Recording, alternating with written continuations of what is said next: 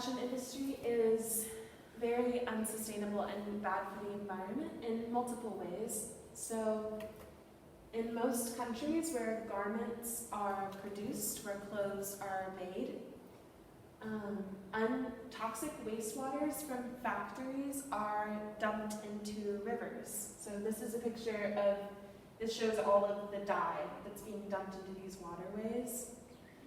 This is extremely bad for aquatic life, so fish and aquatic plants, and the health of the people who live by the river. It's really bad for their bodies. It's toxic.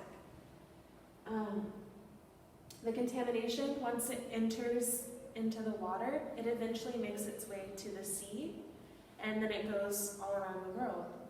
So it doesn't just stay in one place. The fashion industry is also uses a lot of water in the dyeing process, so how we color our clothes. It takes up to 200 tons of fresh water per 1 ton of dyed fabric.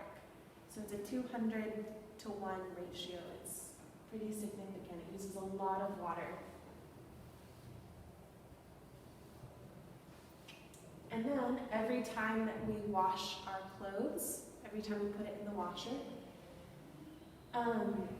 when it's synthetic, so synthetic is man-made, when it's polyester or nylon, which a lot of our clothes have polyester and nylon in them now, about 700,000 microfibers, very small pieces of fabric, are released into the water and make their way into the ocean.